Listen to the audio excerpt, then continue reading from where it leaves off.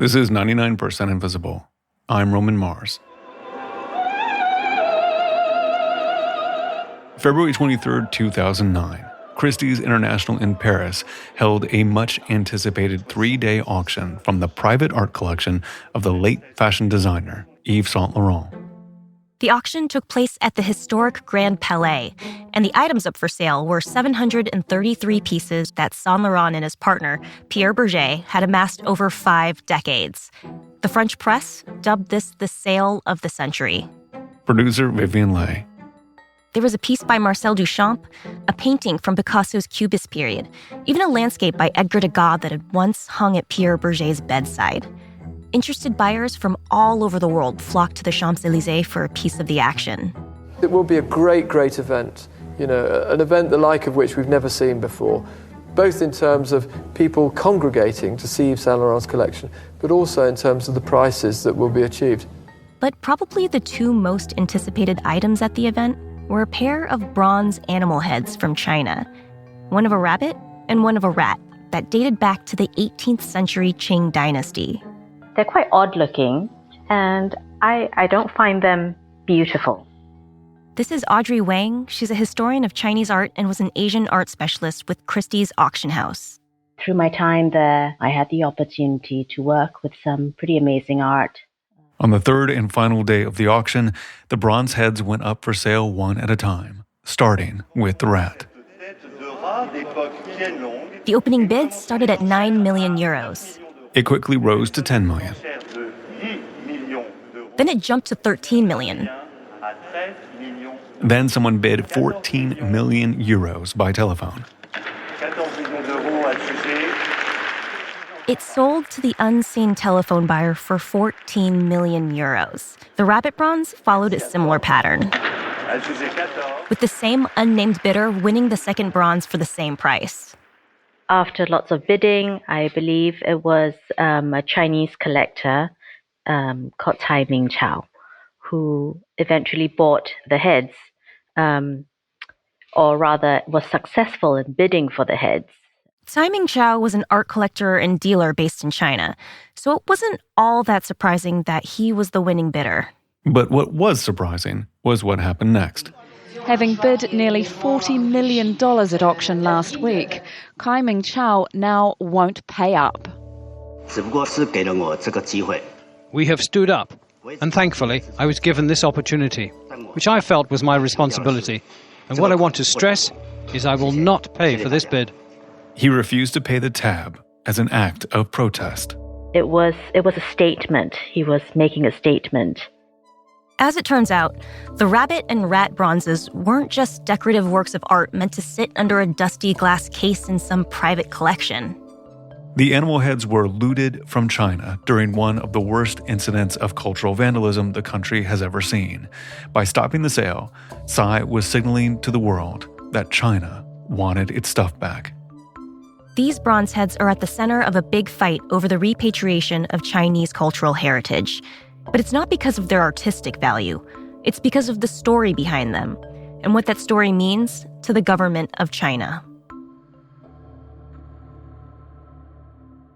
Before the animal heads were upending auction houses around the world, they were pieces of a fountain.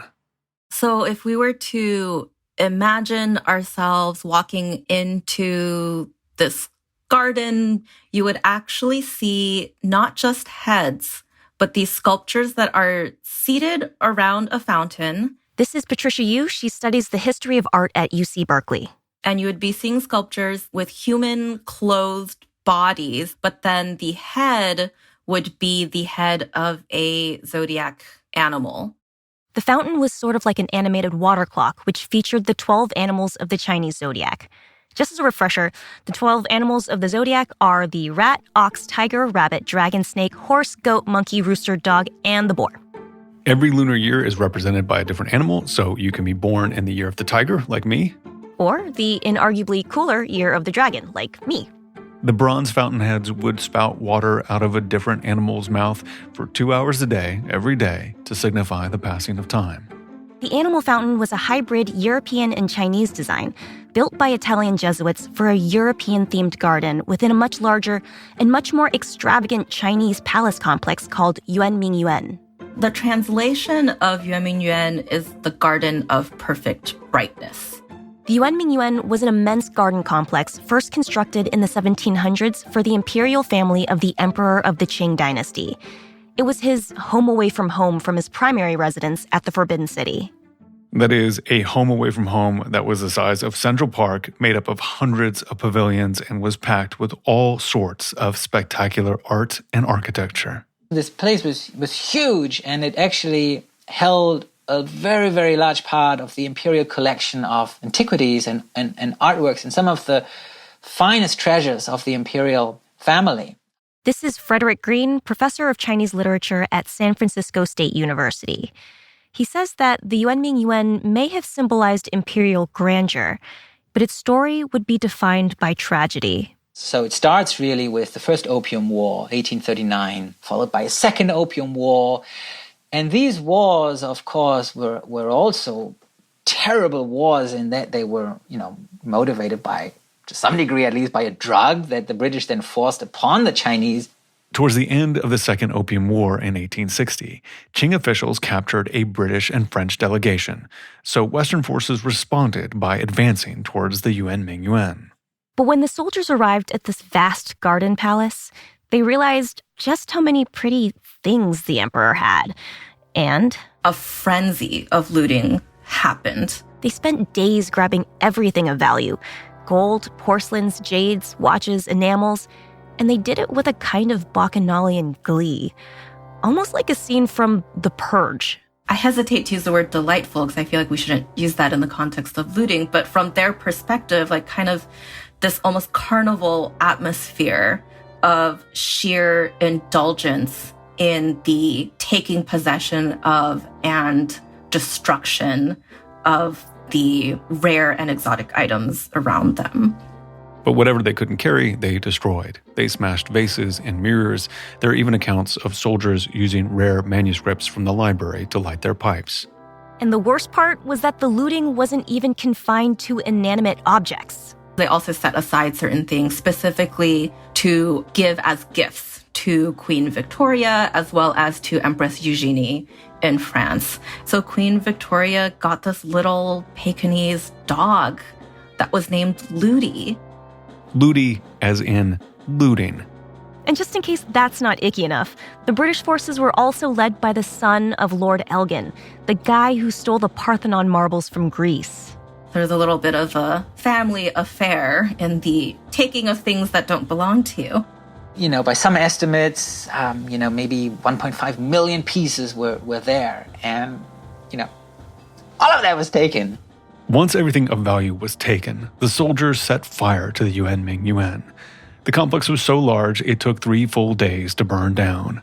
Ironically, one of the few structures that survived from this resplendent Chinese palace was the stone facade of the European section where the bronze zodiacs once stood, Baroque remnants of an homage to Western architecture. Sometime during the looting, the bronze heads were torn from their bodies. But at that point, there were just 12 of those 1.5 million pieces. No one paid them any special attention, and they went missing in the chaos, presumably lost forever. That is, until the 1980s. I believe it was in the summer of 1987. This is Lark Mason. He's a specialist in Chinese works of art and president of the Appraisers Association of America. You might also recognize him from a television show that is, in my opinion, an American institution. I have appeared on Antiques Roadshow since 1996, since the very first season. But before that, he worked for Sotheby's. And in 1987, he received a very interesting phone call from a couple looking to have a pair of antiquities valued. They brought them into our gallery, and I watched them as they opened these up and put them before me and thought, oh my gosh, these are wonderful, but what are they? They were 2 of the 12 bronze animal heads, the monkey and the boar. Mason could tell from the craftsmanship that these were very fine pieces, but he didn't know anything about the heads. At the time, no one did. At the time I saw them, there was certainly no recognition of what these were in a broad sense. They were very obscure. The whole idea behind them was obscure. The owners of the bronzes believed that they had probably come from the Yuan Mingyuan. So, in the process of researching the palace complex, Mason came across some engravings that dated back to the 18th century. They were the equivalent of photographs that are taken by a proud owner of a new house or a spread in Architectural Digest. And in these architectural engravings were the bronze zodiac heads ornamenting a fountain. Mason was actually one of the first people to figure out that the heads had been disassembled from the fountain. As far as I knew at the time, when I saw the first two, I did not know there were 12 even. I just saw these two animal heads. Mason was aware of the history of the Yuan Mingyuan, but the owners had technically purchased the heads legally, and this type of sale was pretty normal in the art market. If anything, being able to establish a chain of custody that proved their imperial provenance made them more valuable.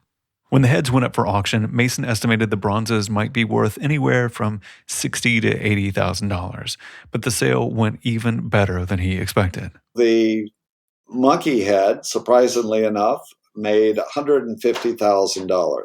And for the boar head, it was $95,000. After that, other bronze heads began slowly popping up in the art market. The next to appear were the ox, tiger, and horse in 1989. And by then, the profile of the bronzes had only grown. It was in the $300,000, $400,000, $500,000 range for each head. And then in the year 2000, 3 bronze heads went up for sale. The tiger head was being sold by Sotheby's, while the ox and monkey were handled by Christie's.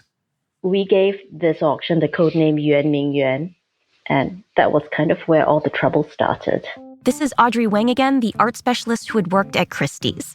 At the time, she was helping to arrange the sale of the ox and the monkey heads, and she expected the sale to be business as usual. We've always had an imperial sale. We were just doing the same thing. But this sale went very differently than the last time the bronzes went up for auction. Sure, Christie's and Sotheby's were just doing what they'd always done, selling valuable antiquities. But what they didn't realize was that the sentiment around the bronzes has shifted. Wang says that on the day of the auction, she was met with a sea of protesters trying to block the sale of the heads. And I was shocked to be confronted with an angry mob. She said that in order to keep protesters out, the hotel where the auction was being held pulled down metal shutters to block anyone from entering the building. And as the metal shutters were coming down, the main protester, he did an Indiana Jones-style roll under the shutters and managed to make it in, shouting the auction houses were the traitors and that the heads belonged to China. These protesters believed that the heads were more than just pieces of art that could be auctioned off to the highest bidder. They were cultural heritage that should be returned back to China. Throughout the 1970s and 80s, discussions about the protection of cultural heritage increased all over the world. But by the 2000s, these discussions became directed at auction houses like Christie's and Sotheby's, especially when it came to the protection of Chinese cultural heritage. That was the very start of when all the talk about repatriation, when it all started. So even though it might be legal to put it up for sale, advertising that a Chinese antiquity came from the Yuan Mingyuan was essentially advertising that it was pilfered from the palace. Literally everything from that place was looted. You can't whitewash the history of their movement. Patricia Yu again. We know exactly what was destroyed. We know exactly when it happened. Millions of antiquities have been illegally taken from China, but the bronze heads in particular have been a huge focal point in repatriation efforts. They've, in a way, become mascots for the return of cultural property. They really have become, national symbols. They have become symbols of patriotism. One reason they're so sought after is that there's documented visual proof that these heads once stood at the Yuan Mingyuan. But there's also something captivating about the idea of traveling around the world to different international auction sites trying to track down the 12 missing animals of the Chinese zodiac. Yeah, there is something very quest-like about it because it's a known set. With the zodiac animals, everyone knows there's 12. Everyone knows the order So what it means is like we kind of know exactly like who's still missing. Finding the missing heads was such an evocative goal that even Jackie Chan got involved. Jackie Chan, very storied martial arts actor of the Hong Kong martial arts movie scene, has also been a quite vocal proponent of the repatriation of looted Chinese artifacts. Ladies and gentlemen, there are only 4 in the world.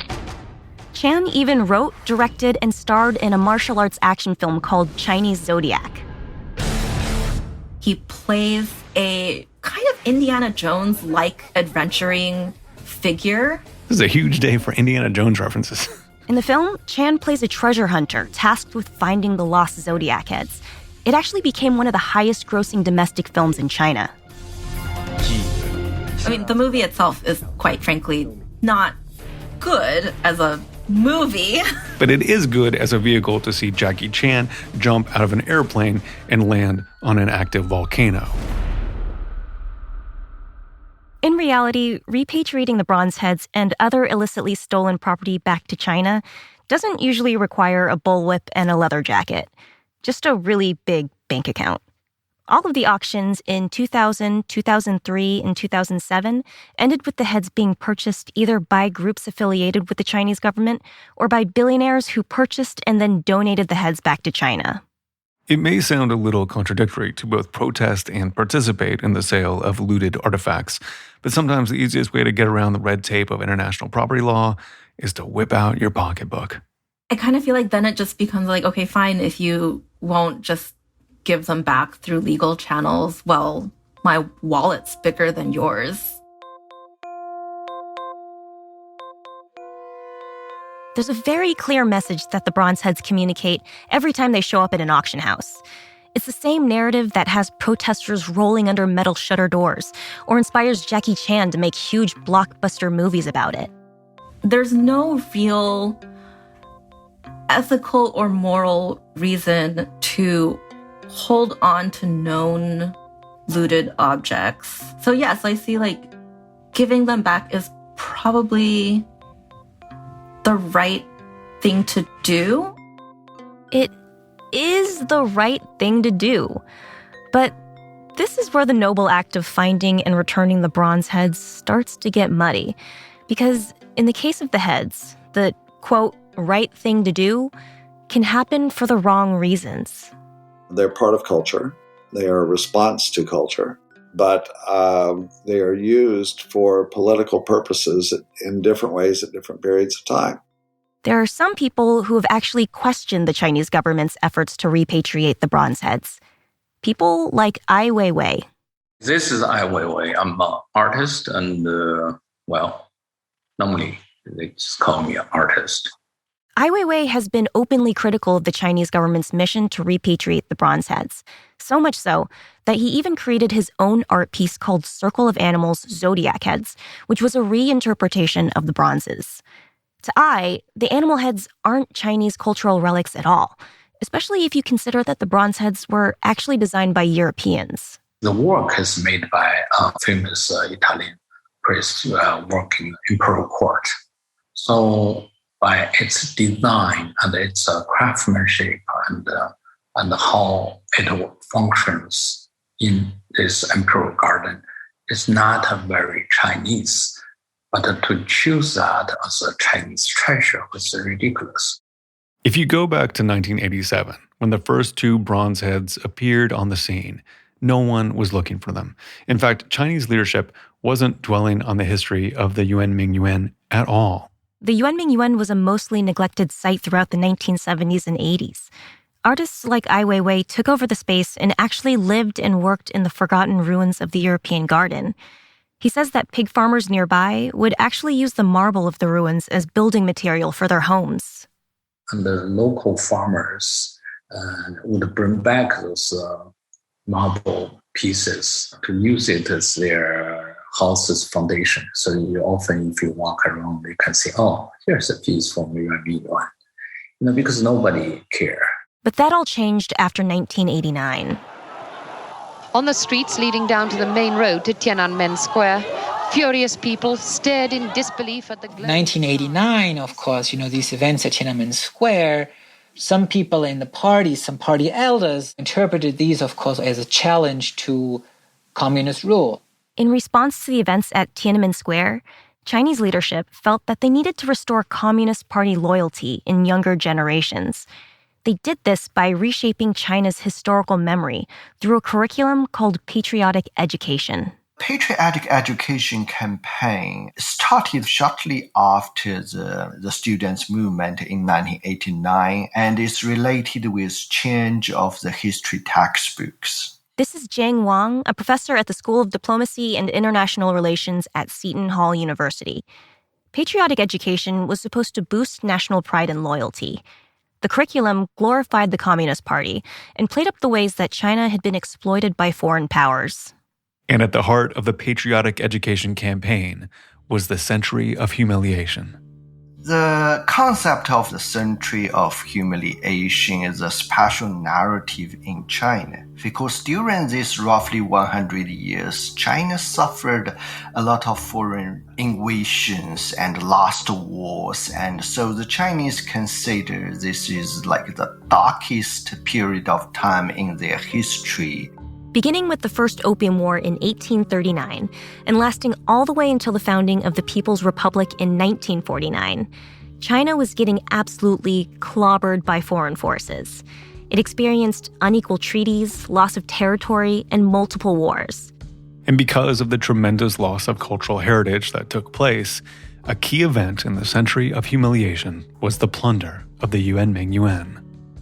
The Yuanming Yuan becomes, to some extent, it's a symbol of the national humiliation.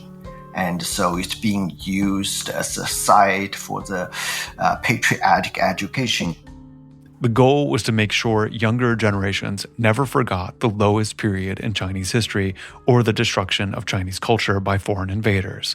The Yuanming Yuan and the bronze zodiac heads were physical reminders of imperialist aggression. Chinese government used this zodiac as huge propaganda to try to generate the feelings of Chinese of being insulted by the foreigners. But critics like Ai Weiwei have pointed out that if the Chinese government wanted to bring attention to the destruction of Chinese heritage, maybe it should look at its own actions. Well, China has been victimized by the imperial states, but still, China is a bigger victim by its own government. Just to take one example, during the Cultural Revolution, countless amounts of Chinese relics and cultural heritage sites were destroyed at the hands of the Communist Party. So to Ai Weiwei, focusing on the story of the Bronze Heads felt like an incomplete telling of history, that the Chinese government was manipulating the past to frame the Communist Party as the victims rather than the perpetrators of culturally destructive practices. And that's how they can manipulate humans' understanding and judgment. And that is the most evil, but also most efficient way. In many ways, this nationalistic strategy worked. 1980s, the Chinese young people went to street to protesting dictatorship, to asking for democracy. But in the 1990s, in 2000s, they actually went to street protesting the foreign powers, the foreign hostilities. China is now an emerging global superpower, but chasing bronze heads from one auction house to another was a way of keeping this sense of victimization alive. But while keeping people's attention towards the bronze heads and the Century of Humiliation has been beneficial for the Chinese government, they're not the only ones who have something to gain.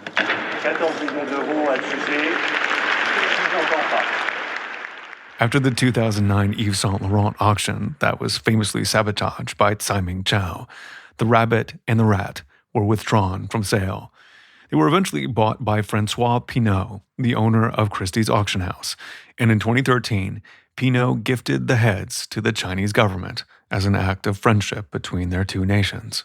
Shortly after Pinault gifted the heads, Christie's became the first international auction house to receive a license to operate on mainland China. So, of course, there are other ways to interpret this act of friendship.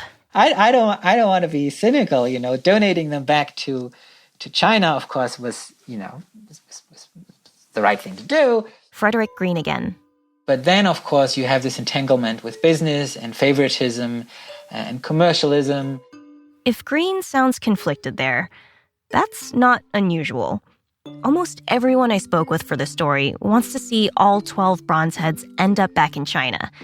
After all, it makes perfect sense that illegally stolen relics should be returned back to their country of origin, whether it's Greece, Ethiopia, or China. But on the other hand, many people don't like the way the, quote, right thing to do has itself been commandeered for political purposes. The bronze heads have the unfortunate burden of being both cultural heritage and propaganda. But as Patricia Yu says, any national treasure is at least a little bit of both. We're quite selective about how we choose to remember any particular place or event. I just come from the stance like nothing is neutral, that all of the values that we put upon objects and sites, they are constructed, they are negotiated, they are challenged. 尊敬的刘玉珠局长，尊敬的杜飞进部长，各位来宾、同志们、朋友们。 In December of 2020, the State Administration of Cultural Heritage in China celebrated a big victory. To mark an important anniversary of the sacking of the palace complex, the bronze horse head went on display at the Yuanmingyuan Park. It was the first zodiac bronze to return to the grounds since they were looted from the site 160 years ago. There was a ceremony with lots of speeches and a countdown to a big unveiling moment. Excited tourists crowded around to snap a picture of the horse inside of its glass case. It's unclear whether the other bronzes will eventually join the horse on the grounds. As of now, 7 of the 12 known bronze heads have been located and returned back to China. No one knows if the dog, rooster, dragon, sheep, and snake will ever turn up. But for now, at least one of them, having passed through the hands of Jesuits, emperors, earls, and art dealers, had finally come home.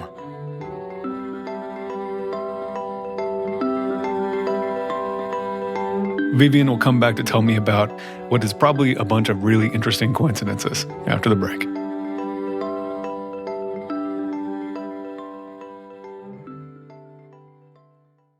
So I'm back with Vivian Lei. Hey, Viv. Hey, Roman. So as we are recording, we're talking to each other on February 12th, Lunar New Year. So Happy New Year. Happy New Year, yeah. I guess I have kind of a zodiac-themed coda for you, which was inspired by Ai Weiwei. Great. So this story has been filled with a lot of, odd coincidences. We never really intended this episode to release around Lunar New Year. It just kind of happened because I've been working on this for a year. I know. It just happened to fall on Lunar New Year, which was kind of cool. Yeah. But also, when I was interviewing Ai Weiwei, he pointed out another coincidence, which was that we were talking to each other in February of 2021, which was almost exactly 12 years after the Yves Saint Laurent auction, which took place in February of 2009, which was the inspiration for both Ai Weiwei's Circle of Animals art piece and also for this piece. This year is complete circle, 12 years. So for Chinese, it's quite meaningful. But also for this interview, it's kind of coincident. Exactly 12 years. So it was kind of kismet that we were chatting about this subject at the completion of a zodiac cycle. And so what do you mean by the zodiac cycle? Yeah, so we kind of covered this a little bit in the main story, but there are 12 animals of the Chinese zodiac, and each of the animals fall in a specific order and correspond to a different lunar year. And the order of the animals actually comes from this ancient folklore called the Great Race. And there's a lot of variations to this story, but basically the animals of the zodiac raced against each other to be part of the Jade Emperor's calendar. And the order that they finish the race is the order that they appear in the calendar. So the zodiac animals in order are the rat, ox, tiger, rabbit, dragon, snake, horse, goat, monkey, rooster, dog, and then in last place was the pig.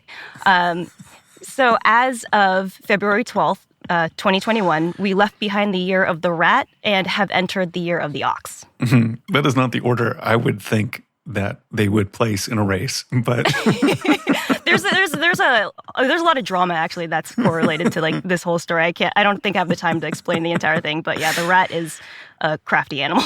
I see. So we're in the year of the ox. So we finished the rat. We're in the year of the ox. So yes. that sounds like a good thing. It's a solid year. So hopefully we're going to be okay. But there was one thing that Ai Weiwei mentioned in our interview that really stuck with me because this is something that I had been feeling deep down in my gut, and I didn't realize that this was a known superstition. But you know how everyone was blaming 2020 for sucking because so many terrible things happened? Yeah. I mean, there were numerous horrible things that happened throughout the year, and people were all very mad at 2020, and we're hoping that 2021 would be better, but it's a little shaky as of yet. Yeah, we had a shaky start to the new year. But Ai Weiwei said that it may have actually been because of the year of the rat or the year of the mouse. Chinese always believe the year of mouse would always have a huge disaster. And it's been proved. And it's strange if you look at in the history. So Ai Weiwei says that we should be ignoring the Gregorian calendar, the year 2020, and focus on the Lunar New Year, the year of the rat, as the source of all of our turmoil over the past year. Yes.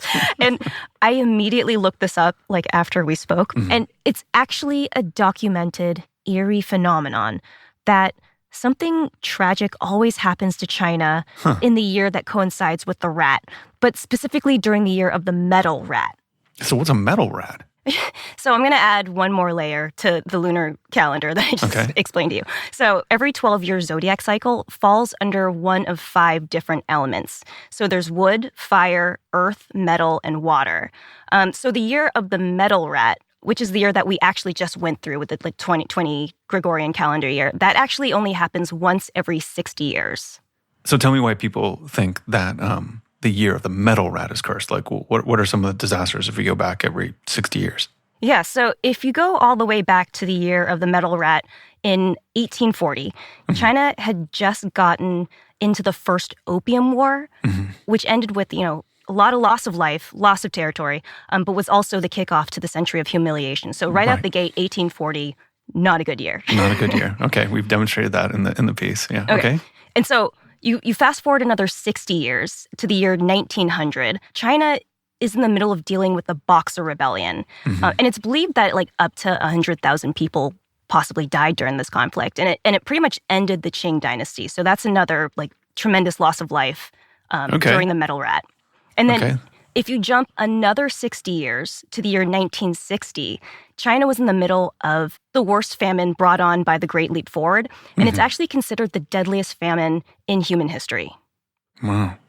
And so if you go 60 years after that... Yeah, it's 2020. We're in the middle of a global pandemic that hit China particularly hard. Yeah. It's spooky.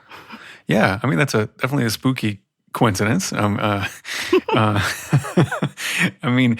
guess you could either believe that the year of the metal rat is cursed, and that maybe we have 60 more years to prepare for the next disaster, or you can believe that the world is filled with coincidences and that terrible things, happen all the time.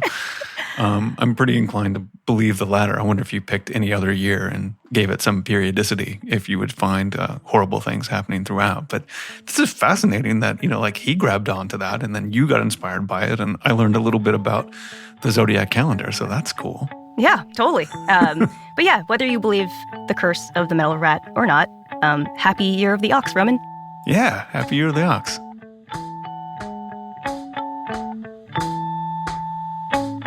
A very special thanks this week to Allison Kleinman and Ted Alcorn, and also thanks to Wishu Lee and Greg Thomas, whose interviews did not make it into this episode.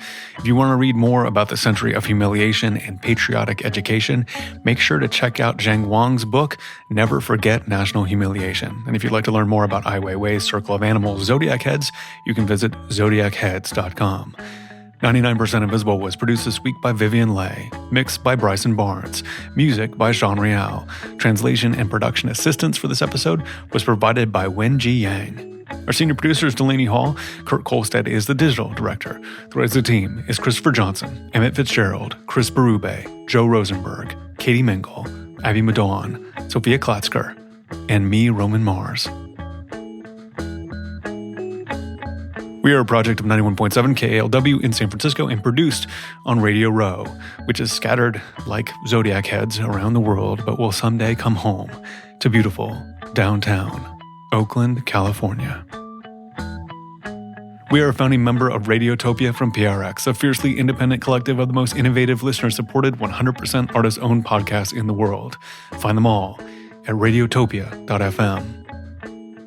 You can find the show and join discussions about the show on Facebook. You can tweet at me at Roman Mars and the show at 99pi.org. We're on Instagram and Reddit too. But for pictures and more about this story, go to 99pi.org.